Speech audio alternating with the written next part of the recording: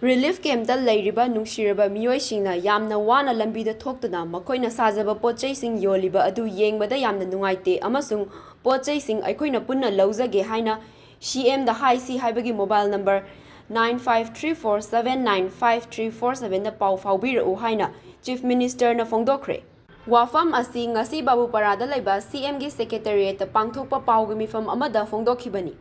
Chief ꯃꯤꯅꯤꯁꯇꯔꯅ ꯃꯈꯥ ꯇꯥꯅ ꯐꯣꯡꯗꯣꯛꯈꯤꯕꯗ ꯏꯔꯥꯡ ꯑꯁꯤꯅ ꯃꯔꯝ ꯑꯣꯏꯗꯨꯅ ꯌꯨꯝ ꯀꯩ ꯃꯥꯡ ꯇꯥꯛꯈ꯭ꯔꯕꯁꯤꯡꯅ ꯀꯆꯥ ꯅꯠꯇ꯭ꯔꯒ ꯁꯦꯃꯤ ꯀꯆꯥꯒꯤ ꯌꯨꯝ ꯁꯥꯅꯕ ꯗꯤꯇꯦꯜꯁ ꯂꯧꯈꯠꯈ꯭ꯔꯕ ꯃꯇꯨꯡ ꯄꯩꯁꯥ ꯐꯪꯂꯕꯁꯤꯡꯅ ꯌꯨꯝ ꯁꯥꯕ ꯍꯧꯅꯕ ꯍꯣꯠꯅꯁꯤ꯫ ꯀꯔꯤꯒꯨꯝꯕ ꯈꯨꯗꯣꯡꯆꯥꯗꯕ ꯂꯩꯔꯒꯅ ꯃꯔꯤ ꯂꯩꯅꯕ ꯗꯤꯄ꯭ꯌꯨꯇꯤ ꯀꯃꯤꯁꯅꯔꯗ ꯍꯥꯏꯕꯤꯔꯣ ꯑꯃꯁꯨꯡ ꯂꯩꯉꯥꯛꯅ ꯁꯥꯅꯕ ꯍꯣꯠꯅꯔꯒꯦ ꯍꯥꯏꯅ ꯐꯣꯡꯗꯣꯛꯈꯤ꯫ ꯌꯨꯝ ꯁꯥꯅꯕ ꯄꯩꯁꯥ ꯂꯧꯊꯣꯛꯈ꯭ꯔꯒ ꯆꯥꯗꯅ ꯂꯩꯔꯝꯕꯁꯨ ꯊꯦꯡꯅꯔꯦ ꯑꯃꯗꯤ ꯄꯩꯁꯥ ꯂꯧꯕ ꯂꯥꯛꯇ꯭ꯔꯤꯕ ꯃꯤꯑꯣꯏꯁꯤꯡ ꯂꯩꯔꯤꯕ ꯑꯗꯨꯁꯨ ꯂꯧꯊꯣꯛꯄꯤꯔꯣ ꯍꯥꯏꯈꯤ꯫ ꯌꯨꯝ ꯁꯥꯅꯕ ꯄꯩꯁꯥ ꯄꯤꯊꯣꯛꯇꯕ ꯌꯥꯎꯔꯕꯗꯤ CMꯗ ꯍꯥꯏꯁꯤ ꯍꯥꯏꯅ ꯍꯥꯡꯂꯤꯕ ꯍꯦꯜꯞꯂꯥꯏꯟ ꯅꯝꯕꯔ 9534795347ꯗ ꯀꯝꯄ꯭ꯂꯦꯟ ꯇꯧꯕꯤꯔꯛꯎ ꯑꯃꯁꯨꯡ ꯂꯥꯟꯖꯦꯟꯅꯗꯨꯅ ꯔꯤꯂꯤꯐ ꯀꯦꯝꯞꯁꯤꯡꯗ ꯆꯪꯖꯐꯝ ꯂꯧꯗꯨꯅ ꯂꯩꯔꯤꯕ ꯃꯤꯑꯣꯏꯁꯤꯡꯅ ꯁꯥꯖꯕ ꯄꯣꯠꯂꯝꯁꯤꯡ ꯌꯣꯟꯐꯝ ꯂꯩꯇꯕꯗꯒꯤ ꯂꯝꯕꯤ ꯁꯣꯔꯣꯛꯇ ꯂꯦꯞꯇꯨꯅ ꯌꯣꯜꯂꯤꯕ ꯑꯗꯨ ꯂꯦꯞꯅꯕꯁꯨ ꯈꯪꯍꯜꯂꯛꯂꯤ꯫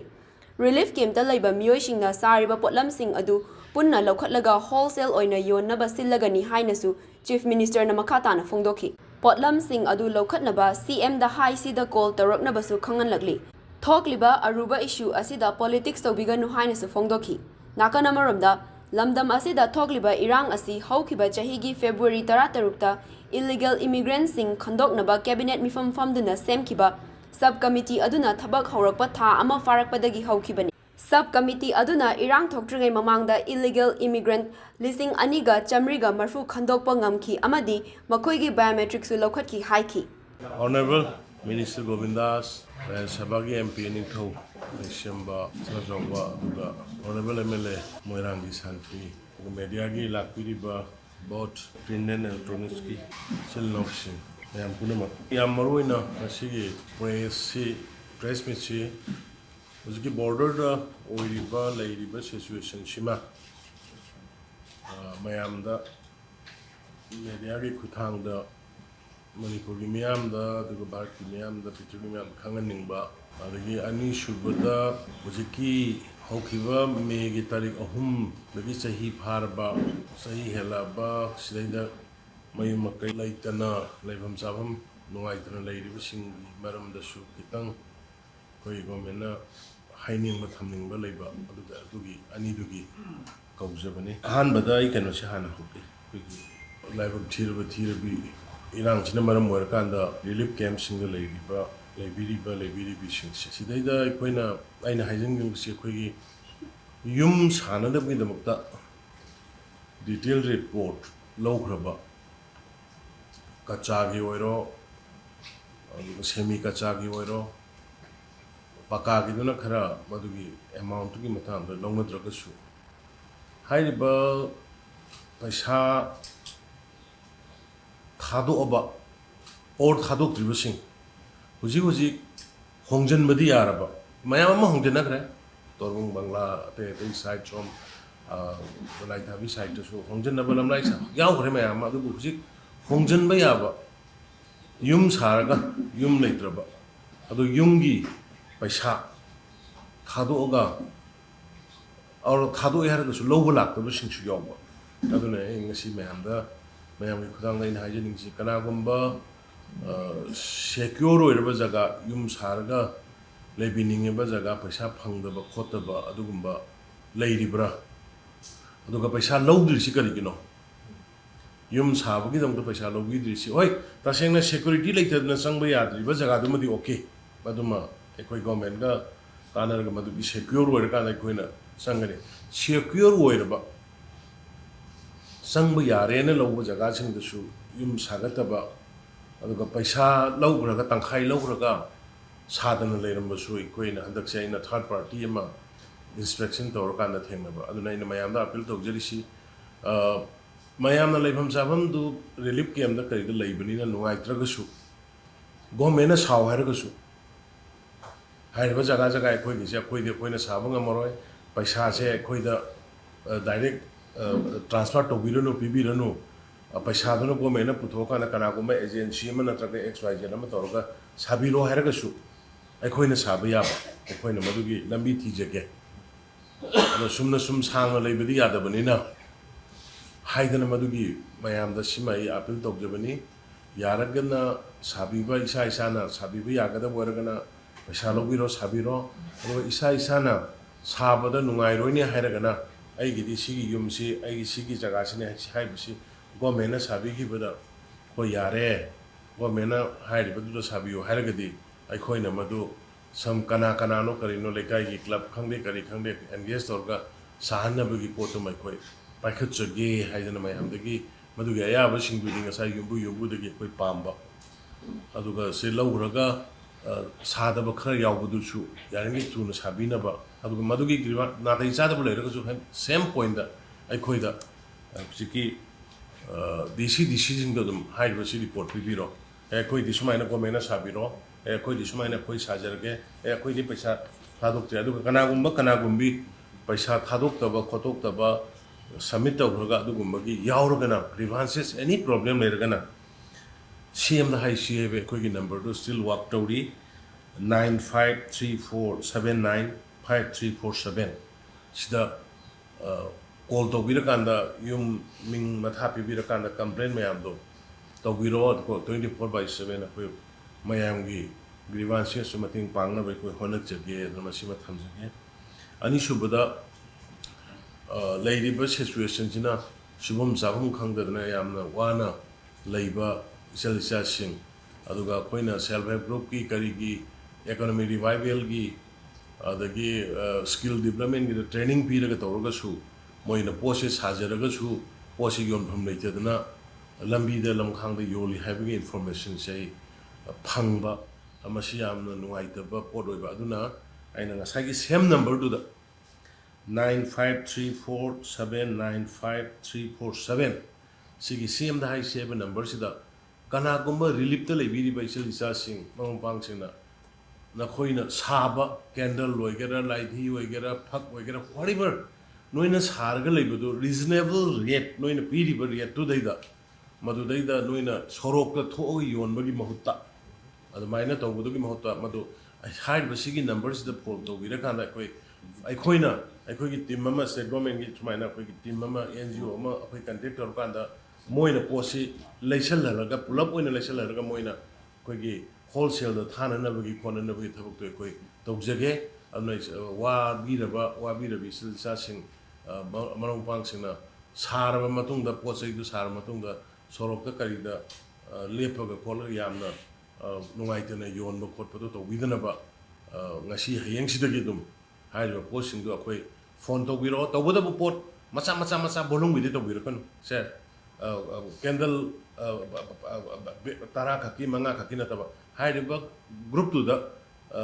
relief camp to da bidi bedu gi mayam do punchal laga e candle na suktai duk na suktai lupa sukini gai ba hape chawra pa machine na suni gai ba hape khakana khitang quantity do khitang chawra kan khomkot pa lak pa da gari thao ama mayam man force tangada min maduma ꯊꯣꯛꯇꯅꯕ ꯑꯗꯨꯅ ꯏꯆꯤꯟ ꯏꯆꯥꯁꯤꯡ ꯔꯤꯂꯤꯞꯇ ꯂꯩꯕꯤꯔꯤꯕ ꯋꯥꯅ ꯈꯪꯕꯤꯔꯤꯕꯁꯤꯡꯗꯨ ꯃꯗꯨꯝꯇꯪꯒ ꯑꯩ ꯍꯥꯏꯖꯒꯦ ꯍꯥꯏꯗꯅ ꯃꯔꯨꯑꯣꯏꯕ ꯔꯤꯂꯤꯞꯀꯤ ꯏꯆꯤꯟ ꯏꯅꯥꯎꯁꯤꯡꯒꯤꯗ ꯌꯨꯝꯒꯤꯗꯨꯅꯦ ꯑꯗꯨꯒ ꯍꯧꯖꯤꯛꯀꯤ ꯗꯦ ꯇꯨ ꯗꯦꯒꯤ ꯑꯗꯣ ꯍꯧꯖꯤꯛ ꯏꯂꯦꯛꯁꯟ ꯀꯣꯗ ꯑꯣꯐ ꯀꯟꯗꯛ ꯂꯩꯕꯅꯤꯅ ꯑꯩꯈꯣꯏ ꯇꯧꯕ ꯌꯥꯗꯕꯒꯤ ꯇꯧꯕꯅꯤ ꯑꯗꯨꯅ ꯔꯤꯂꯤꯞ ꯀꯦꯝꯞꯇ ꯀꯔꯤꯗ ꯂꯩꯕꯤꯔꯤꯕꯁꯤꯡꯒꯤ ꯀꯩꯅꯣ ꯑꯋꯥ ꯑꯅꯥ ꯄꯨꯝꯅꯃꯛ ꯍꯦꯛ ꯏꯂꯦꯛꯁꯟꯒꯤ ꯀꯣꯗ ꯑꯣꯐ ꯀꯟꯗꯛꯁꯤ ꯂꯣꯏꯕꯒ ꯑꯗꯨꯒꯤꯗꯃꯛꯇ ꯑꯩꯈꯣꯏ ꯍꯧꯖꯤꯛ ꯑꯌꯥꯝꯕ ꯂꯣꯏꯅ ꯄ꯭ꯔꯤꯄꯦꯔꯦꯁꯟ ꯇꯧꯕ ꯈꯣꯠꯄ लोन अखोई गवर्नमेंट की साइड ता बैंक तानदना खोनदना पानिंग की ngarang तो सो कोई पयाम फमिनना चिप सेक्रेटरी दंगना कोई लोइना समथिंग रिजल्ट लेरिबा वाबीरेबा लाइब थीरबि सिंगसी लेबाकी दमतनी अनु मोगी दमता कोई केगम खर तौननबा हाइब जुम सो कोई प्रिपेयर तौरगा लेरे अदु हुजिकि इलेक्शन कोड ऑफ कंडक्ट लेबिनि कोई ngasi manga tarani si tarakoni si khangminasi कोई सोइदना हेक लोइबगा मयामगी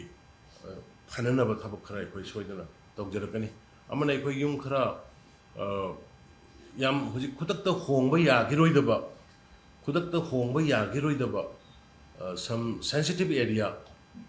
दे इम्फाल दसु फारे लाकबा यागिरोइ जोचामपुर दसु फारे संगबा यागिरोइ सुगुम्बगी सिगी तौरकान अखोई मसी अखोई कनो तौननबा हाइदना प्राइवेसी लेननबा हाइदना बेरेक ओइना अखोई ꯄ꯭ꯔꯤꯐꯦꯕ꯭रिꯀꯦꯇꯦꯗꯅ ꯁꯥꯕꯗꯨ ꯅꯠꯇꯕꯗ ꯁꯤꯡꯒꯜ ꯍꯥꯎꯁ ꯑꯣꯏꯅ ꯃꯗꯨ ꯑꯩꯈꯣꯏ ꯈꯔ ꯌꯨꯝ ꯆꯥꯝ ꯆꯅꯤ ꯑꯊꯨꯕ ꯃꯇꯝꯗ ꯁꯥꯔꯀꯥꯟꯗ ꯑꯩꯈꯣꯏꯒꯤ ꯀꯝꯃꯨꯅꯤꯇꯤ ꯍꯣꯜꯗ ꯀꯔꯤꯗ ꯄꯨꯂꯞ ꯄꯨꯂꯞ ꯂꯩꯔꯤꯕ ꯃꯤꯁꯤꯡꯁꯤꯒꯤ ꯄ꯭ꯔꯥꯏꯚꯦꯁꯤ ꯑꯩꯈꯣꯏꯒꯤ ꯂꯥꯏꯐ ꯄꯤꯅꯅꯕ ꯑꯩꯈꯣꯏ ꯊꯥ ꯑꯅꯤ ꯑꯍꯨꯝꯁꯤꯗ ꯑꯗꯨꯁꯨ ꯑꯩꯈꯣꯏ ꯍꯧꯖꯤꯛ ꯀꯣꯔꯠ ꯑꯣꯐ ꯀꯟꯗꯛ ꯂꯩꯕꯅꯤꯅ ꯑꯩꯈꯣꯏ ꯌꯥꯗꯦ ꯑꯗꯨꯕꯨ ꯒꯣꯔꯃꯦꯟꯒꯤ ꯑꯣꯏꯅꯗꯤ ꯃꯗꯨꯒꯤ ꯁꯦꯝꯕ ꯁꯥꯕꯗꯤ ꯃꯣꯏꯒꯤ ꯍꯧꯈ꯭ꯔꯦ ꯆꯤꯐ ꯁꯦꯀ꯭ꯔꯦꯇꯔꯤ ꯗꯤ ꯁꯤꯒꯤ ꯂꯦꯚꯦꯜꯗ ꯁꯦꯝꯕ ꯍꯧꯈ꯭ꯔꯦ ꯑꯗꯨꯕꯨ ꯊꯕꯛ ꯑꯣꯏꯅ ꯑꯩꯈꯣꯏꯅ ꯑꯣꯄꯟꯂꯤ ꯂꯥꯎꯊꯣꯛꯄꯗꯤ ꯑꯩꯈꯣꯏ ꯑꯦꯂꯦꯛꯁꯟꯒꯤꯁꯤ ꯂꯣꯏꯔꯛꯑꯒ ꯑꯩꯈꯣꯏ ꯇꯧꯖꯒꯦ ꯍꯥꯏꯔꯤꯕ ꯈꯔꯁꯦ ꯑꯩꯈꯣꯏꯒꯤ ꯔꯤꯂꯤꯐ ꯀꯦꯝꯗ ꯋꯥꯅ ꯈꯥꯡꯉꯒ ꯂꯩꯔꯤꯕ ꯑꯗꯨꯒ ꯏꯆꯥꯁꯤꯡꯁꯨ ꯑꯍꯜ ꯂꯃꯟ ꯃꯌꯥꯝꯒꯤ ꯌꯦꯡꯉꯒ ꯁꯤꯁꯤꯃ ꯑꯩꯈꯣꯏ ꯈꯔꯁꯤ ꯂꯧꯈꯠꯆꯕꯅꯤ ꯑꯃꯅ ꯍꯧꯖꯤꯛ ꯀꯅꯥ ꯀꯅꯥꯅꯣ ꯑꯩꯈꯣꯏꯒꯤ ꯌꯥꯝ ꯂꯥꯏꯕꯛ ꯊꯤꯕ ꯍꯥꯏꯕ ꯇꯥꯔꯦ ꯑꯩꯈꯣই ꯃꯅꯤꯄꯨꯔꯗ ꯀꯔꯤ ꯊꯣꯛꯏꯒꯦ ꯍꯥꯏꯕꯗꯤ ꯈꯪꯗꯕ ꯑꯦꯛꯆꯨꯑꯦꯂꯤ ꯑꯩꯈꯣꯏ ꯌꯦꯜꯂꯧ ꯃꯤꯁꯤꯡꯅ ꯅꯦꯇꯤꯚ ꯄꯤꯄꯜꯁꯤꯡꯅ ꯊꯦꯡꯅꯔꯤꯕ ꯑꯋꯥꯕꯁꯤ ꯈꯪꯗꯕ ꯑꯥꯗ ꯖꯦꯅꯦꯚꯥꯗ ꯐꯝꯃꯒ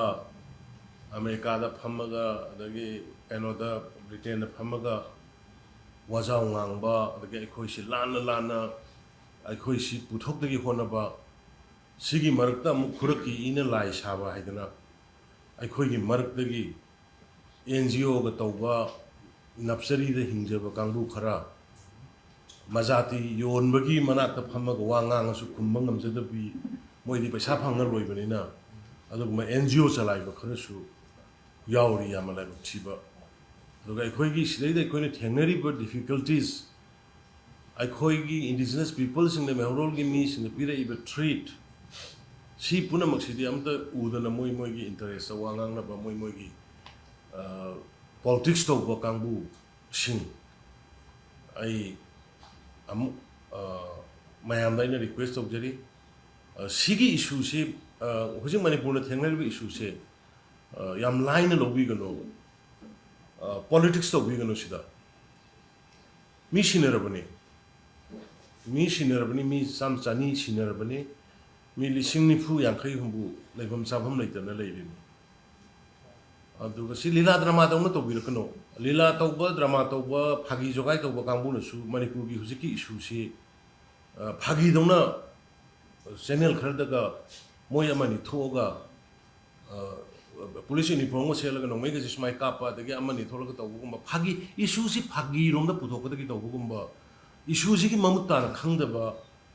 ꯈꯔꯁꯨ ꯎꯏ ꯑꯩ ꯉꯔꯥꯡ ꯅꯍꯥꯟ ꯚꯦꯔꯤ ꯑꯟꯐꯣꯔꯆꯨꯅꯦꯠ ꯑꯩꯈꯣꯏ ꯁꯤꯒꯤ ꯏꯁꯨꯁꯤ ꯐꯥꯒꯤ ꯑꯣꯏꯅ ꯇꯥꯍꯟꯅꯕ ꯍꯣꯠꯅꯔꯛꯀꯅꯨ ꯁꯤ ꯌꯥꯝ ꯁꯥꯊꯤꯕ ꯌꯥꯝ ꯁꯦꯔꯤꯌꯁ ꯑꯣꯏꯕ ꯑꯩꯈꯣꯏꯒꯤ ꯃꯩꯍꯧꯔꯣꯟꯗꯒꯤ ꯆꯍꯤ 2,000-3,000 ꯂꯥꯛꯑꯕ ꯏꯟꯗꯤꯖꯤꯅꯁ ꯄꯤꯄꯜꯁꯤꯡꯁꯤ ꯑꯦꯛꯁꯇꯤꯡ ꯇꯧꯈꯤꯒꯗ꯭ꯔꯥ ꯇꯧꯔꯣꯏꯗ꯭ꯔꯥ ꯍꯥꯏꯕꯒꯤ ꯑꯀꯟꯕ ꯑꯔꯨꯕ ꯇꯥꯏꯃꯤꯡ ꯑꯃꯅꯤ ꯁꯤꯗ ꯁꯣꯁꯤꯌꯦꯜ ꯃꯦꯗꯤꯌꯥꯗ ꯀꯔꯤꯗ ꯀꯩꯅꯣ ꯐꯦꯁꯕꯨꯛ ꯑꯃꯅꯤ ꯄꯥꯏꯔꯒ ꯄꯤꯛꯄ ꯄꯉꯥꯡꯗ ꯉꯥꯡꯕ ꯄꯪꯆꯩꯗ ꯆꯩꯕ ꯄꯪꯊꯣꯛꯄ ꯇꯧꯕ ꯇꯧꯕꯤꯒꯅꯨ ꯉꯔꯥꯡ ꯅꯍꯥꯟꯁꯨ ꯀꯅꯥ ꯃꯣꯏ ꯏꯄꯣꯝ ꯇꯧꯕ ꯃꯣꯏ 2-3 ꯐꯤꯂꯝꯒꯤ ꯇꯥꯏꯞꯇ ꯏꯁꯩꯒꯤ ꯇꯥꯏꯞꯇꯒ ꯊꯥꯒꯠꯇꯅ ꯃꯅꯤꯄꯨꯔꯒꯤ ꯏꯁꯨꯁꯤ ꯐꯥꯒꯤ ꯑꯣꯟꯊꯣꯛꯅꯕ ꯇꯧꯏ ꯑꯩ ꯀꯟꯗꯦꯝ ꯏꯠ ꯇꯧꯒꯅꯨ ꯑꯗꯨꯒꯨꯝꯕ ꯀꯩꯅꯣꯒꯤ ꯏꯖꯔꯦꯜꯒ ꯍꯃꯥꯁꯒ ꯊꯧꯅꯔꯤꯁꯤꯗ ꯐꯥꯒꯤꯒꯤ ꯀꯅꯥꯒ ꯊꯦꯡꯅꯕ ꯌꯥꯎꯒꯦ ꯔꯁꯤꯌꯥꯒꯤ ꯌꯨꯀ꯭ꯔꯦꯟꯒ ꯇꯧꯅꯔꯤꯁꯤꯗ ꯀꯅꯥ ꯀꯔꯤ ꯊꯦꯡꯅꯕ ꯌꯥꯎꯒꯦ ꯄꯥꯀꯤꯁꯇꯥꯟ ꯂꯥꯏꯟ ꯑꯣꯐ ꯀꯩꯅꯣꯗ ꯀꯟꯇ꯭ꯔꯣꯜꯒꯤꯗ ꯏꯟꯗꯤꯌꯥꯒ ꯇꯧꯅꯔꯤꯕ ꯀꯥꯁꯃꯤꯔꯒꯤ ꯇꯧꯅꯔꯤꯕ ꯇꯦꯔꯣꯔꯤꯁꯀꯤ ꯀꯔꯤꯒꯤꯗ ꯐꯥꯒꯤ ꯈꯔꯥꯡꯒꯤ ꯀꯅꯥ ꯌꯥꯎꯒꯦ ꯀꯔꯥꯏꯗ ꯊꯦꯡꯅꯕꯤꯒꯦꯕ ꯑꯩꯈꯣꯏ ꯃꯅꯤꯄꯨꯔꯗ ꯊꯦꯡꯅꯩꯅꯦ ꯁꯤ ꯑꯩꯈꯣꯏꯒꯤ ꯃꯤꯁꯤꯡꯁꯤ ꯀꯔꯤꯅꯣ ꯃꯁꯥꯁꯤꯗꯩꯗ ꯀꯔꯤꯅꯣ ꯃꯣꯏꯅ ꯈꯟꯖꯔꯤꯁꯦ ꯁꯤ ꯄꯣꯂꯤꯇꯤꯛꯁ ꯇꯧꯕ ꯌꯥꯕ ꯄꯣꯠ ꯅꯠꯇꯦ ꯁꯤꯗꯤ ꯄꯤꯌꯣꯔꯂꯤ ꯁꯤꯗꯤ ꯀꯝꯃꯨꯅꯤꯇꯤꯒꯤ ꯄꯤꯌꯣꯔꯂꯤ ꯁ꯭ꯇꯦꯠꯀꯤ ꯄꯤꯌꯣꯔꯂꯤ ꯅꯦꯁꯟꯒꯤꯅꯤ ꯁꯤ ꯑꯩꯈꯣꯏꯅ ꯇꯧꯔꯤꯁꯤ ꯌꯥꯝ ꯂꯥꯏꯅ ꯇꯧꯕ ꯃꯥꯟꯕ꯭ꯔꯥ ꯑꯩꯈꯣꯏꯒꯤ ꯁꯤꯒꯤ ꯈꯟꯈꯠꯂꯛꯏꯁꯦ ꯃꯤꯇꯣꯞꯅ ꯑꯩꯈꯣꯏꯁꯤ ꯆꯥꯁꯤꯜꯂꯛꯀꯗꯧꯔꯦꯅ ꯑꯩꯈꯣꯏꯅ ꯇꯧꯔꯛꯈ꯭ꯔꯤꯁꯤ ꯍꯧꯈꯤꯕ 2003ꯒꯤ ꯀꯦꯕꯤꯅꯦꯠ ꯁꯕ ꯀꯃꯤꯇꯤ ꯑꯃ ꯁꯦꯝꯃ ꯃꯇꯨꯡꯗ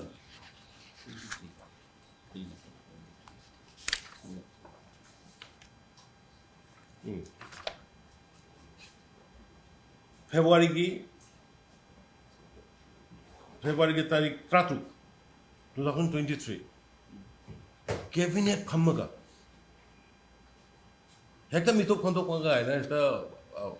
pangtok toru na te khoi sanga iba tawrai ba khun hengalai ba forest manga iba jungle puna muk to khai ka teng khai ra ka masida hengalai ba live demographic imbalance si masi sum khoi check to hokdra de khoi si loi gi ba tare na khan badagi February ki 2023 de khoi subcommittee ma semaga cabinet phama matung da cabinet subcommittee ma semaga matam da ai cookie gi silnaw ani mag yawe cabinet meeting da namsa kibgen let ra hokip madugi cabinet meeting da cabinet decision lawraga cabinet subcommittee ma sembai cabinet subcommittee se kanana dikta holi adugumba mapandagi lakwa sin cookie sinaw sing illegal oibu sing khantok na bagi damakta cookie silinaw ma bu chairman uheline let pa hokip bu chairman uheline we are not biased we are not biased we are not against anybody we are against the illegal migrants si baat tabiyu manipur ki praja mayam sing si baat ta da budagi social media da karida main man da na angang chicha meman ta do kang bu khru pangang ngi pangai hai akhoi numai te madu aduna issue je madu khangna bidam kana ini ngasi kano tong jara isi ngasai gi eno do por le pauno kano we budo oh si mayam da copy loina phangan jage le pau hawkip na chairman ne aduga akhoi gi leiba manipur ki composition gi matungina awangbo nyumai naga ama member hape aduga maitai ama ts basanta hantak mp gi candidate oiliba basanta bu member ama hapa kanda moi ahum ji tawr kanda achoba committee ma ga sem sigi committee si da kana yawi home commissioner T Ranjit IGP intelligence kabib adagi DC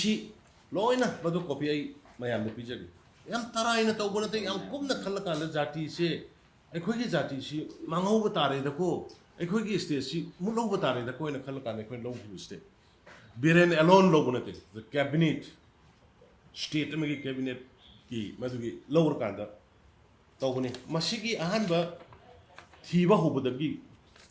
ahan ma thiba hobodagi ni si proceeding sidai da ada ini April ki tarik ama tarik kulum doi Holland phai gi kari se loina photo loi yaw lepa hoki masa satna ada khunja unaba awamo ni mai satna unaba khona ba sida loina everything ai media gi sinaw sin phang khatang phajana to bu khasi gi issue si khitang manipur gi praja si aur bharat ki praja hojik nahan ai gi tweet amani anum ubudagi international ki praja khara realize story bhaptar I appreciate ngasi green tribunal na galokot pirei forest sigi mapu se kana no se akhoi forest sokano haru kana akhoi se sa sandong na ngangbi bodo birena saidi se dugini forest sokano haru bagi mi da sai bagi language wang bodo ne ngona sai ris but ai khangi adubu ngasi di green tribunal na lokol kana madugi pot mayam lo thabo oina ulakadori I appreciate for it because sigi sidaida different places ni masidaida ahan bagi sida koi tawrisi mafam khunje foreign detail doi document oina picture ge khun tara sandel da khun tara kamjong da khun mari adagi tengnopol da khun khara chosampur da khun khara koina biometric se hobuni hai ba hojiki timji tawraga adugi tawba kanda mi lising ani ga samri ga marifu phangbane 2480 illegal migrants 2480 illegal migrant phangbane tenopol da khuntara hondoi sandel da khuntara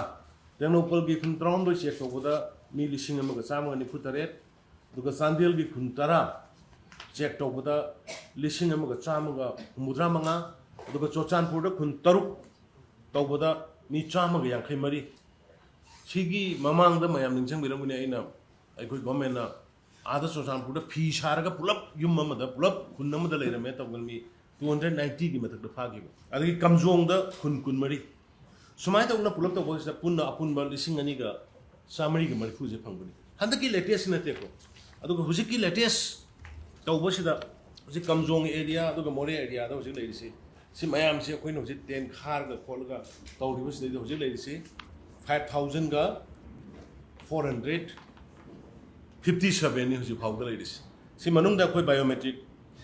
चंगा लिसिंग मंगा गा सम round लोइ लौरे biometric अदुगा voluntarily मोय situation फारे न चटखिबसिना मोय चहुमगो कुमापन ने सिदैदा कायदेनो करिनो international Geneva दु अदाइन तौर कनानो सिविल सोसाइटी गवर्नमेंट ऑर्डर पीबदो मोय मखाद भारत सरकार लेब्रो मोय मखाद मणिपुर सरकार लेब्रो को अखोइगी प्रजा न थेंगरिबा अवाब मोय खंब्रा अखोइगी इंडिजिनस पीपल ने थेंगरिबा पोन मयाम से मोय उब्रा अखोइगी लमजिदा फॉरेस्ट तौरिबा कनो डिस्ट्रक्शन मयाम मोय खंब्रा नफू थिंदोपा यानी यारोय गायना यामना इरेस्पॉन्सिबल टोइबा हाइगे मोयगी कनोदो भारत सरकार से मोय मखादा लेबो नते मणिपुर सरकार मोय मखादा लेते हाइरिबा अखोइना आदा थिंदोइबसिसु आसोंगी मीना म्यांमार की सरकार की मोयगी अथॉरिटी लागा लौरिनी हेक्ता अखोइ कावरगा तालगा तबु नते मोयगी आदगी अथॉरिटी सिंग मी लागा फजना चे चांग करो खुद सिनरिनी हाइरिबा अदुना मसेदा अखोइ इनह्यूमन ओइबा अदुगो लो थुगाइबा अदु अदाइदो लेते अदुना यारेंगे सुंब एनजीओ पैसा तानबा नोय लेबाकी ओइबा पोसिदा खुद थिंजल कनो सिदि जाति गोइबा पोने सिदि अखोइ हिंगबा नत्रगा सिबगी क्वेश्चन नि नोय एनजीओ पैसा तानबा दुम तालो बट डोंट इंटरफियर यूके की पीएम ना हाइबदि मोय करि हाय हां यूनाइटेड किंगडम की सुनकना अखोइ सिदैदा माइग्रेन अमता लेबे यारो माइग्रेन लोइना चटकदबनी पृथ्वीदा लेबा लोमदना थिंगम हाय कांदा हाइबो नगी आईसीजे एबो हुजिकि तो करि हाय ngमगे दो हां आईसीजे तो करि हाय ngमगे मोय आदा कानूना डोनाल्ड ट्रम्प ना लाउरिसदी फेंसिंग खाग्रि दिमाय मतमदा मेक्सिको के दा हुजिकसुमा हाइरिसदी कनाम चंगबा यारोयना नु सुमायना मोयगी एनजीओ मथोंग मनुम खंगदबा मजाती योलगा पैसा तानो होनबा एनजीओ तो कांगो अदु यादे खोय अदुना ऑल टुगेदर हुजिकसी अखोय लिसिंग मंगागा चामरी यांखै तरे सिने अदुगा हाना अखोयना इरांग से थोक्त्रिंगगी ममांगदा मयाम खंबिगद मणिपुर प्रजाना खंगदबस मे की तारीख 3 की ममांगदा अखोयना सिगी एक्सरसाइज से तौखरे सिगी फेब्रुवारी दगी सिगी एक्सरसाइज से तौरगा लापनेबा सब कमिटी सेमगा मधुगी सब कमिटी दुना चला चलगा कोई थी बद लिसिंग अनिगा चामरीगा निफुजे फंगबने अदुदी हुजिक लिसिंग मंगागा चामरी यांखै ड्रेस अनौब फ्रेस चंगैनि लिसिंग अनिगा चामरी बरफुजे थीबा होरैसे मखाताना थीगदबने कोय सि नो तौबिको अखोइना सब कमिटी सेमिबा कैबिनेट सब कमिटी सेमिबा भारत अदुगा स्टेट गवर्नमेंट की असोबो कमिटी सेमिसे होल मणिपुर पुंबसिदा इलीगल माइग्रेंट थीनना बने based on 1961 inner line permit की अदुगा 1961 की बेस ईयर दुगी डिपेंड तरो कांदा मणिपुर पुंबदा थीगदबने कम्युनिटी अमतबु थीगदबनते इलीगल माइग्रेंट्स लेबम फंस whoever might be from Bangladesh or whoever might be from Myanmar मधु मयाम थीब हौरपदा था फारपदा अहानब लिसिंग अनि चामरी निफुजे फंगब था फारब मतुंगने इरांग लाक्रिस मधुगी इरांग दुगी बिहाइंड करी लेगे दुगी आई नो जे हाइरो अचुम मरान थिगलिब मयाम पुथोरकनी प्रजाना सु मधु जजमेंट होबी मखा हुजे मधुगी इरांग जे लापदे कोइ मखा सथब यागिद्रे इरांग लापदगी खुन चंगा थीगदबदो जी यागिद्रे खुन चंगा थीबा होरबनी तेनोपल खुन तरा होंदोय अदगी चोरचानपुर खुन तरुक अदगी चांदेल खुन तरा थीबा होरबने होरा कान फंगाबने फंगाब मतुंग था मतुंग ने बसिगी पोन मैम लाखरिसे अदो अदुई मतुंग द हुजे कोई गेट पालगा गेट चु पानबा यादमनिना कोई मोइना चंगा इबा जगह कमजोंग एरिया जे हुजे ते कोई security DC SDO ma'am थम्मकांदा मसिंग थीरगा लिसिंग मंगादा Chamari यांखै तरेसी की मनुंगदा लिसिंग मंगादा ꯆꯥꯝꯃꯒ ꯍꯨꯝꯗ꯭ꯔꯥꯇꯔꯦꯠ ꯑꯩꯈꯣꯏ ꯕꯥꯏꯑꯣꯃꯦꯇ꯭ꯔꯤꯛ ꯂꯧꯕ ꯉꯝꯃꯤ ꯍꯥꯟꯅꯒꯤ 2,294 ꯕꯥꯏꯑꯣꯃꯦꯇ꯭ꯔꯤꯛ ꯂꯧꯈ꯭ꯔꯦ ꯁꯤꯒꯤ ꯑꯩꯈꯣꯏꯅ ꯉꯁꯤ ꯕꯥꯏꯑꯣꯃꯦꯇ꯭ꯔꯤꯛ ꯂꯧꯔꯒ ꯁꯨꯃꯥꯏꯅ ꯆꯪꯂꯛꯄꯗ ꯕꯥꯏꯑꯣꯃꯦꯇ꯭ꯔꯤꯛ ꯂꯧꯔꯒ ꯇꯧꯕꯤꯔꯤ ꯁꯨꯃꯥꯏꯅ 80ꯗꯒꯤ ꯇꯧꯕꯤꯔꯝꯃꯣꯕ 90ꯗꯒꯤ ꯇꯧꯕꯤꯔꯝꯃꯣꯕ ꯗꯤꯐꯔꯦꯟꯁ ꯄꯥꯔꯠ ꯃ꯭ꯌꯥꯟꯃꯥꯔꯗ ꯀ꯭ꯌꯥꯎꯁ ꯂꯩꯕ ꯃꯇꯝ ꯑꯟꯔꯦꯁ ꯂꯩꯕ ꯃꯇꯝꯗꯨꯗ ꯇꯧꯕꯤꯔꯝꯃꯣꯕ ꯐꯦꯟꯁꯤꯡ ꯃꯈꯥꯗ꯭ꯔꯦꯅ ꯈꯜꯂꯒꯁꯨ ꯉꯁꯤꯒꯤ ꯁꯨꯃꯥꯏꯅ ꯑꯩꯈꯣꯏ ꯈꯨꯡꯒꯪ ꯌꯥꯝ ꯍꯦꯟꯒꯠꯂꯝꯃꯣꯏꯕ ꯉꯁꯤꯒꯤ ꯁꯨꯃꯥꯏꯅ ꯗꯦꯃꯣꯒ꯭ꯔꯥꯐꯤꯛ ꯏꯝꯕꯦꯂꯦꯟꯁ ꯂꯥꯛꯑꯝꯃꯣꯏ ꯑꯗꯣ ꯉꯁꯤ ꯑꯩꯈꯣꯏꯅ ꯊꯤꯡꯕ ꯍꯧꯔꯤꯕ ꯑꯩꯈꯣꯏꯁꯤꯗ ꯇꯥꯏꯅꯔꯤꯁꯤ ꯀꯔꯤꯒꯤꯅꯣ ꯍꯣꯏ ꯑꯥꯗꯒꯤ ꯏꯂꯤꯒꯦꯜ ꯃꯥꯏꯒ꯭ꯔꯦꯟ ꯂꯥꯛꯄ ꯃꯌꯥꯝꯁꯦ ꯕꯥꯏꯑꯣꯃꯦꯇ꯭ꯔꯤꯛ ꯂꯧꯔꯤꯕ ꯈꯟꯗꯣꯛꯄ ꯍꯧꯔꯤꯕ ꯑꯩꯈꯣꯏꯗ ꯇꯥꯏꯅꯔꯤꯁꯤ ꯃꯔꯝ ꯀꯔꯤꯒꯤꯅꯣ ꯑꯗꯨꯝ ꯍꯥꯟꯅꯒꯤ ꯑꯗꯨꯃꯥꯏꯅ ꯐ꯭ꯔꯤ ꯊꯥꯗꯣꯛꯑꯣ ꯍꯥꯏꯔꯕ ꯃꯅꯤꯄꯨꯔ ꯃꯌꯥꯝꯅ ꯄꯥꯝꯃꯤꯁꯤ ꯑꯩꯈꯣꯏꯕꯨ ꯃꯤꯟꯁ ꯁꯤꯒꯤ ꯏꯁꯨꯁꯤ ꯈꯤꯇꯪ ꯁꯦꯔꯤꯌꯁ ꯑꯣꯏꯅ ꯃꯌꯥꯝꯅ ꯂꯧꯅꯗ꯭ꯔꯤꯁꯤ ꯀꯔꯤꯒꯤꯅꯣ ꯑꯗꯨꯅ ꯍꯧꯖꯤꯛ ꯑꯣꯜ ꯇꯨꯒꯦꯗꯔ 8,938ꯅꯤ ꯍꯥꯟꯅꯒꯤ 2,930ꯗꯨꯅꯦ ꯑꯅꯧꯕ ꯆꯪꯉꯛꯏꯕ 5,953 ꯁꯤꯒꯤ ꯃꯅꯨꯡꯗ 329 ꯑꯃꯒꯨꯝꯕꯗꯤ ꯚꯣꯂꯟꯇꯔꯤꯂꯤ ꯊꯣꯛꯈ꯭ꯔꯦ ꯑꯗꯨ ꯈꯔ ꯑꯃꯁꯨ ꯊꯣꯛꯈꯤ ꯑꯗꯨ ꯊꯣꯛꯄꯁꯦ ꯑꯩꯒꯤ ꯃꯣꯠꯇ ꯐꯦꯟꯁꯤꯡ ꯃꯌꯥꯝ ꯍꯧꯖꯤꯛꯀꯤ ꯁꯨꯃꯥꯏꯅ ꯀꯦꯝ ꯈꯥꯔꯒ ꯊꯝꯗꯕ ꯃꯌꯥꯝꯗꯨꯗꯤ ꯊꯣꯛꯈꯤ ꯅꯠꯇ꯭ꯔꯒ ꯊꯣꯛꯇꯦꯁꯦ ꯑꯩꯈꯣꯏ ꯑꯃꯨꯛꯁꯨ ꯚꯤꯖꯤꯜ ꯇꯧꯕ ꯑꯃ ꯆꯪꯉꯦꯕ ꯑꯗꯨꯅ ꯑꯩꯈꯣꯏ ꯉꯔꯥꯡꯁꯦ ꯑꯩꯈꯣꯏ ꯒꯣꯔꯃꯦꯟꯅ ꯁ꯭ꯇꯦꯠ ꯒꯣꯔꯃꯦꯟꯅ ꯑꯩꯈꯣꯏ ꯑꯇꯣꯞꯄ ꯑꯣꯔꯗꯔ ꯑꯃ ꯊꯣꯛꯑꯀꯥꯟꯗ ꯎꯈ꯭ꯔꯨꯜ ꯀꯥꯝꯖꯣꯡ ꯑꯦꯔꯤꯌꯥꯁꯤꯗ ꯎꯈ꯭ꯔꯨꯜꯒꯤ ꯑꯦꯔꯤꯌꯥꯗ ꯒꯥꯡꯖꯥꯒꯜ ꯒꯥꯡꯃꯩ ADC ꯎꯈ꯭ꯔꯨꯜ ꯑꯗꯨꯒ ꯑꯦꯗꯤꯁꯅꯦꯜ SP ꯑꯃꯒ SDO ꯑꯃꯒ point 5ꯗ district 5ꯒꯤ ꯁ꯭ꯄꯦꯁꯤꯌꯦꯜꯂꯤ ꯁꯤꯒꯤꯗꯃꯛꯇ illegal migraines ꯆꯪꯉꯛꯄꯁꯤꯡ check ꯇꯧꯅꯕ ꯕꯥꯏꯑꯣꯃꯦꯇ꯭ꯔꯤꯛ ꯂꯧꯅꯕꯒꯤꯗꯃꯛꯇ ꯑꯩꯈꯣꯏ ꯑꯣꯐꯤꯁꯥꯔ 5ꯗ ꯑꯩꯈꯣꯏ ꯑꯣꯐꯤꯁꯥꯔ 10 ꯍꯥꯏꯇꯥꯔꯦ ꯑꯦꯁꯥꯏꯟ ꯇꯧꯈ꯭ꯔꯦ ꯀꯖꯥꯏꯒꯜ ꯒꯥꯡꯃꯩ ADC ꯎꯈ꯭ꯔꯨꯜ ꯁꯤꯃꯅꯦ ꯑꯗꯨꯒ ꯄꯨꯂꯤꯁꯇꯅ ꯔꯤꯡꯊꯤꯡ ꯍꯣꯡꯆꯨꯏ ꯑꯦꯗꯤꯁꯅꯦꯜ SPꯅꯤ ꯃꯣꯏ ꯑꯅꯤꯅ ꯎꯈ꯭ꯔꯨꯜ ꯑꯦꯔꯤꯌꯥꯒꯤ ꯄꯨꯒꯅꯤ ꯑꯗꯨꯒ ꯀꯝꯖꯣꯡꯒꯤꯗꯅ ꯁꯥꯏꯗ ꯑꯝꯖꯥꯗ ꯑꯂꯤ SDO ꯀꯝꯖꯣꯡ ꯑꯗꯨꯒ ꯁꯦꯃꯤ ꯔꯥꯃꯔꯣ ꯑꯦꯗꯤꯁꯅꯦꯜ SP LO ꯀꯝꯖꯣꯡ ꯍꯥꯏꯔꯤꯕ ꯑꯅꯤꯁꯤꯅ ꯗꯥꯏꯇ ꯄꯨꯒꯅꯤ ꯑꯗꯨꯒ ꯇꯦꯡꯅꯧꯄꯜꯗꯅ ꯏꯖꯥꯖ ꯍꯁꯟ SDO ꯃꯣꯔꯦ ꯑꯗꯨꯒ ꯁꯟꯈꯤꯜ ꯖꯣꯟ ꯂꯝꯀꯥꯡ DSP ꯍꯦꯗꯀ꯭ꯋꯥꯔꯇꯔ ꯇꯦꯡꯅꯧꯄꯜ ꯍꯥꯏꯔꯤꯕ ꯑꯅꯤꯁꯤꯅ ꯗꯥꯏꯇ ꯄꯨꯒꯅꯤ ꯑꯗꯨꯒ ꯆꯥꯟꯗꯦꯜꯗꯅ MD ꯐꯤꯔꯣꯖ ꯈꯥꯟ ADC ꯆꯥꯟꯗꯦꯜ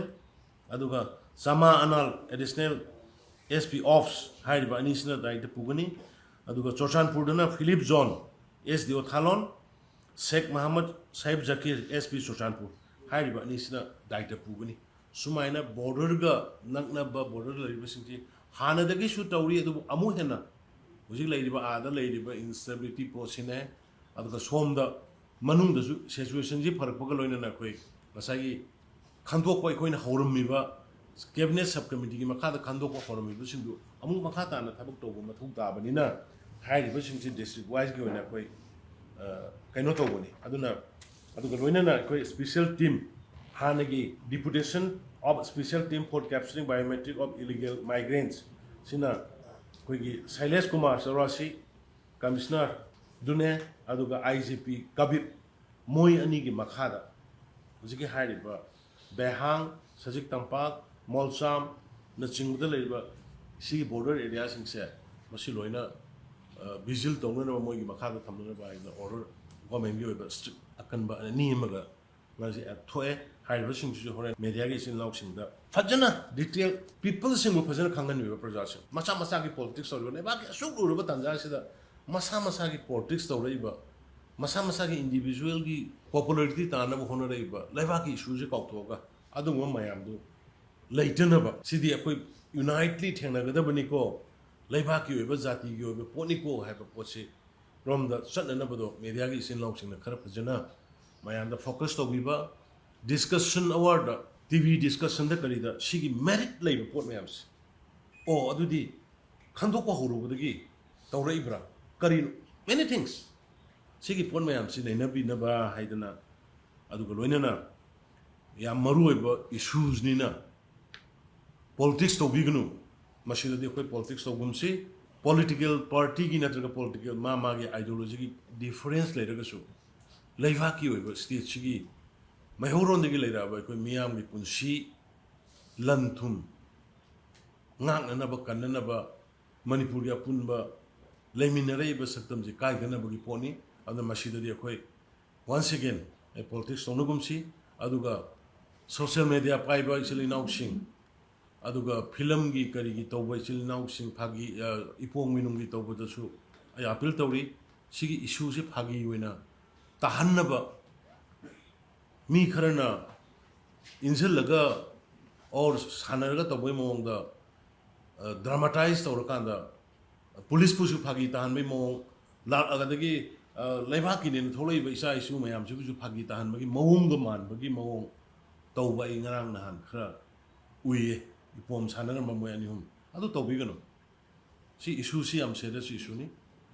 ꯃꯤ ꯁꯤꯟꯅꯔꯕꯅꯤ ꯂꯥꯟꯅꯤ ꯇꯧꯔꯤꯁꯦ ꯐꯥꯒꯤꯗꯧꯅ ꯈꯟꯅꯕ ꯈꯪꯗꯦ ꯃꯌꯥꯝꯁꯦ ꯑꯗꯨꯅ ꯋꯥꯐꯝ ꯈꯔꯁꯤ ꯑꯩ ꯃꯌꯥꯝꯗ ꯊꯝꯖꯒꯦ ꯍꯥꯏꯗꯅ ꯑꯩ ꯀꯧꯖꯕꯅꯤ ꯑꯗꯨꯒ ꯑꯩ ꯂꯣꯏꯁꯤꯜꯂꯛꯄꯗ ꯔꯤꯂꯤꯐ ꯀꯦꯝꯗ ꯂꯩꯕꯤꯔꯤꯕꯤ ꯃꯌꯨꯝ ꯊꯥꯗꯣꯛꯑꯒ ꯂꯩꯐꯝ ꯆꯥꯐꯝ ꯈꯪꯗꯅ ꯂꯩꯔꯤꯕ ꯃꯌꯥꯝ ꯄꯨꯝꯅꯃꯛꯀꯤ ꯑꯋꯥꯕꯗ ꯑꯩꯈꯣꯏ ꯁꯔꯨꯛ ꯌꯥꯔꯤ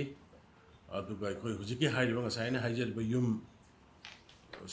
ꯁꯥꯕ ꯌꯥꯔꯕꯁꯤꯡ ꯀꯅꯥꯒꯨꯝꯕ ꯀꯔꯤꯒꯨꯝꯕ ꯆꯠꯄ ꯉꯝꯗꯅ ꯈꯣꯠꯇꯅ ꯂꯩꯔꯒꯗꯤ ꯃꯗꯨꯒꯤ ꯗꯤꯇꯦꯜꯁꯨ ꯉꯁꯥꯏ ꯑꯩꯅ ꯄꯤꯖꯈ꯭ꯔꯤꯕ CMDI ꯍꯥꯏꯕ ꯅꯝꯕꯔꯗꯨꯗ ꯄꯤꯕꯤꯔꯛꯎ ꯑꯗꯨꯒ ꯀꯅꯥꯒꯨꯝꯕ ꯑꯩꯈꯣꯏꯗꯤ ꯌꯨꯝꯁꯦ ꯑꯩꯈꯣꯏꯅ ꯁꯥꯕ ꯅꯨꯡꯉꯥꯏꯔꯣꯏꯗꯣꯔꯦ ꯑꯩꯈꯣꯏꯗꯤ ꯔꯤꯂꯤꯐ ꯀꯦꯝꯗ ꯂꯩꯕꯅꯤꯅ ꯆꯠꯊꯣꯛ ꯆꯠꯁꯤꯟ ꯑꯗꯨ ꯑꯗꯥ ꯅꯨꯡꯉꯥꯏꯔꯣꯏꯗꯣꯔꯦ ꯍꯥꯏꯔꯛꯄ ꯑꯗꯨꯒꯨꯝꯕ ꯂꯩꯔꯒꯅ ꯏꯅ DCꯁꯤꯡꯗ ꯆꯥꯟꯕꯤꯗꯨꯅ ꯆꯠꯄꯤꯔꯒ ꯍꯥꯏꯔꯤꯕ ꯑꯩꯒꯤ ꯌꯨꯝꯁꯦ ꯑꯩꯈꯣꯏ DCꯒꯤ ꯈꯨꯠꯊꯥꯡꯗ ꯁꯔꯀꯥꯔꯅ ꯁꯥꯕꯤꯔꯣ ꯑꯩꯈꯣꯏ ꯁꯨꯃꯥꯏꯅ ꯁꯥꯕ ꯉꯝꯃꯣꯏ ꯍꯥꯏꯕꯒꯤ ꯑꯣꯊꯣꯔꯥꯏꯖꯦꯁꯟ ꯂꯦꯇꯔ ꯑꯃꯃꯝ ꯄꯤꯕꯤꯔꯒꯗꯤ ꯃꯗꯨ ꯑꯩꯈꯣꯏꯅ ꯃꯐꯝꯗꯣ ꯈꯟꯇꯣꯛꯑꯒ ꯑꯊꯨꯕꯗ ꯀꯔꯤ ꯑꯦꯖꯦꯟꯁꯤꯅꯣ ꯀꯔꯤꯅꯣ ꯇꯧꯔꯀꯥꯟꯗ ꯑꯊꯨꯕꯗ ꯑꯩꯈꯣꯏ ꯁꯔꯀꯥꯔꯒꯤ ꯃꯥꯏꯀꯩꯗꯒꯤ ꯌꯨꯝ ꯁꯥꯕꯗꯨꯁꯨ ꯄꯥꯏꯈꯠꯅꯕ ꯇꯧꯖꯒꯦ ꯑꯗꯨꯒ ꯑꯃꯅ ꯍꯤꯡꯅꯕꯒꯤ ꯂꯥꯟꯐꯝꯗ ꯋꯥꯅ ꯂꯩꯕꯤꯔꯤꯕ ꯏꯆꯜ ꯏꯆꯥꯁꯤꯡ ꯏꯃꯥꯁꯤꯡ ꯃꯔꯨꯞ ꯃꯄꯥꯡ ꯄꯨꯝꯅꯃꯛ ꯁꯦꯜꯐ ꯍꯦꯜꯞ ꯒ꯭ꯔꯨꯞꯀꯤ ꯀꯔꯤꯒꯤ ꯁ꯭ꯀꯤꯜ ꯗꯤꯕ꯭ꯂꯞꯃꯦꯟꯒꯤ ꯌꯨꯝꯗ ꯀꯦꯝꯗ ꯀꯔꯤꯗ ꯁꯨꯕ ꯌꯥꯕ ꯁꯨꯔꯒ ꯄꯣꯠꯊꯣꯛ ꯌꯣꯟꯐꯝ ꯈꯪꯗꯗꯅ ꯂꯝꯕꯤꯗ ꯁꯣꯔꯣꯛꯇ ꯉꯥꯏꯔꯒ ꯇꯧꯔꯤꯕꯗꯣ ꯌꯥꯝꯅ ꯑꯩꯈꯣই ꯇꯥꯕꯗ ꯌꯦꯡꯕꯗ ꯅꯨꯡꯉꯥꯏꯇꯦ ꯑꯗꯨꯅ ꯑꯩꯈꯣꯏ ꯃꯗꯨꯒꯤꯗꯃꯛꯇ ꯃꯌꯥꯝꯗꯒꯤ ꯑꯩꯈꯣꯏ ꯃꯥꯔꯀꯦꯇꯤꯡ ꯇꯧꯅꯅꯕꯒꯤ ꯑꯩꯈꯣꯏꯒꯤ ꯁꯤꯗꯩꯗ ꯑꯩꯒꯤ ꯁꯦꯜ ꯑꯃ ꯍꯥꯡꯉꯦ ꯑꯗꯨꯅ ꯉꯁꯥꯏ ꯍꯥꯏꯕ ꯑꯗꯨꯃꯥꯏꯅ ꯀ꯭ꯋꯥꯟꯇꯤꯇꯤꯗꯨ ꯈꯔꯒ ꯄꯨꯟꯅ ꯐꯣꯟ ꯇꯧꯕꯤꯔꯒ ꯑꯗꯨ ꯃꯃꯟꯗꯨꯒ ꯁꯤꯅꯤ ꯍꯥꯏꯕ ꯔꯤꯖꯅꯦꯕꯜ ꯔꯦꯠꯇꯨꯒ ꯍꯥꯏꯕꯤꯔꯀꯥꯟꯗ ꯑꯩꯈꯣꯏ ꯈꯨꯗꯛꯇ ꯁꯣꯝꯅ ꯀꯦꯝꯗ ꯁꯥꯕꯤꯔꯤꯕ ꯇꯧꯔꯤꯕ ꯄꯣꯠꯊꯣꯛꯁꯤꯡ ꯑꯗꯨ ꯑꯩꯈꯣꯏ ꯂꯩꯔꯒ ꯑꯩꯈꯣꯏꯅ ꯃꯗꯨ ꯑꯃꯨꯛ ꯃꯥꯔꯀꯦꯠꯇ ꯀꯔꯤꯗ ꯃꯇꯝ ꯉꯥꯏꯔꯒ ꯌꯣꯟꯊꯣꯛꯅꯕ ꯃꯌꯥꯝꯗ ꯑꯋꯥꯕ ꯄꯤꯗꯅꯕꯗꯣ ꯑꯩꯈꯣꯏ ꯍꯣꯠꯅꯖꯒꯦ ꯑꯗꯨꯒ ꯑꯍꯨꯝꯁꯨꯕꯗ ꯌꯨꯝ ꯈꯔ ꯏꯃꯤꯗꯤꯌꯦꯠꯂꯤ ꯀꯩꯅꯣ ꯇꯧꯔꯒ ꯍꯣꯡꯖꯤꯟꯕ ꯌꯥꯈꯤꯔꯣꯏꯗꯕ ꯖꯒꯥ ꯁꯦꯀꯨꯔꯤꯇꯤ ꯔꯤꯖꯟꯗ ꯂꯩꯕ ꯖꯒꯥ ꯈꯔꯈꯛꯀꯤꯗꯤ ꯑꯩꯈꯣই ꯍꯧꯖꯤꯛ ꯌꯨꯝ ꯈꯔ ꯁꯥꯒꯠꯄ ꯍꯧꯅꯅꯕꯒꯤ ꯁꯦꯝ ꯁꯥꯕ ꯄ꯭ꯔꯥꯏꯚꯦꯁꯤ ꯄꯤꯅꯅꯕ ꯁꯦꯀ꯭ꯌꯨꯔꯤꯇꯤ ꯄꯤꯅꯅꯕꯒꯤ ꯃꯗꯨꯒꯤ ꯃꯑꯣꯡꯗ ꯁꯦꯝꯖꯔꯤ ꯑꯗꯨꯅ ꯃꯌꯥꯝ ꯂꯩꯕꯥꯛꯀꯤ ꯑꯣꯏꯕ ꯑꯔꯨꯕ ꯇꯥꯡꯀꯛꯅꯤ ꯑꯗꯨꯅ ꯃꯌꯥꯝꯅ ꯀooperation ꯃꯌꯥꯝꯅ ꯁꯄꯣꯔꯠ ꯇꯧꯕꯤꯌꯨ ꯁꯣꯏꯗꯅ ꯑꯊꯨꯕ ꯃꯇꯝꯗ ꯏꯁꯨꯁꯤ ꯀꯣꯔ ꯏꯁꯨ ꯀꯝꯄ꯭ꯔꯣꯃꯥꯏꯖ ꯇꯧꯗꯅ ꯄꯤꯁ ꯍꯟꯖꯤꯜꯂꯛꯅꯅꯕ ꯑꯩꯈꯣꯏ ꯀꯟꯅ ꯁꯦꯟꯇꯔꯒꯤ ꯊꯥꯛꯇꯁꯨ ꯑꯩꯈꯣꯏ ꯀꯟꯅ ꯍꯣꯠꯅꯔꯤ ꯑꯗꯨꯒ ꯑꯩꯈꯣꯏꯒꯤ ꯂꯦꯚꯦꯜꯗꯁꯨ ꯉꯔꯥꯡ ꯅꯍꯥꯟꯃꯛꯇꯁꯨ ꯑꯩꯈꯣꯏ ꯍꯤꯜ ꯑꯦꯔꯤꯌꯥ ꯀꯃꯤꯇꯤꯒꯤ ꯆꯤꯌꯔꯃꯦꯟ ꯃꯥ ꯇꯧꯔꯀꯥꯟꯗ ꯃꯣꯏ MLA ꯑꯃꯅꯤ ꯑꯩ ꯖꯒꯥꯗ ꯊꯥꯗꯅ ꯍꯥꯟꯅꯒꯤ ꯂꯩꯔꯤꯕ ꯏꯆꯤꯜ ꯏꯅꯥꯎ ꯑꯔꯤꯕ ꯑꯣꯜ ꯁꯦꯇꯂꯔ ꯀꯨꯀꯤ ꯏꯆꯤꯜ ꯏꯅꯥꯎꯁꯤꯡ ꯃꯣꯏ ꯋꯥꯔꯤ ꯁꯥꯟꯅꯍꯟꯗꯅ ꯈꯣꯠꯅꯍꯟꯗꯅ ꯑꯩꯈꯣꯏ ꯀꯟꯅ ꯍꯣꯠꯅꯔꯤ ꯑꯗꯨꯅ ꯑꯊꯨꯕ ꯃꯇꯝꯗ ꯑꯩꯈꯣꯏ ꯂꯝꯗꯝꯁꯤꯗ